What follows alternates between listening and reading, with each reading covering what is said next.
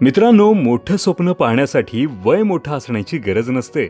गरज असते ती फक्त काहीतरी वेगळं करण्याच्या जिद्दीची. आणि याच जिद्दीने वयाच्या अवघ्या 21व्या वर्षी सोलापूर जिल्ह्यातील या तरुणाने शेतीला व्यावसायिक स्वरूप देत शेतमालाला ब्रँडमध्ये बदलण्याची सुरुवात केली आहे. आणि हेच पाहण्यासाठी आज मी आलोय सोलापूरमध्ये राहणाऱ्या संकेत कोळी यांच्या श्रीयश फूड्स या स्टार्टअपला भेट देण्यासाठी. कॉलेजमध्ये शिक्षण घेत असताना संकेत यांना हेल्दी प्रोडक्ट्सचा व्यवसाय करायची इच्छा होती. म्हणूनच त्यांनी मार्केटचा अभ्यास करत भविष्यातील मागणी लक्षात घेऊन मोरिंगा पावडर बनवण्याचा व्यवसाय सुरू केला व आज ग्राहकांची देखील चांगलीच पसंती मिळत आहे. मोरिंगा पावडर बनवण्यासाठी सर्वात आधी स्वतःच्या शेतातील शेवग्याचा पाला आणून त्याची सॉर्टिंग केली जाते. त्यानंतर त्याला स्वच्छ धुवून इलेक्ट्रिक ड्रायर मध्ये पाला वाळवला जातो. नंतर पल्व्हरायझर मध्ये त्याची पावडर करून फायनल पॅकेजिंग केली जाते. त्याचप्रमाणे बीटरूट पावडर, ओनियन पावडर असे डिहायड्रेशनचे सर्व प्रोडक्ट्स ते इन हाऊस बनवतात.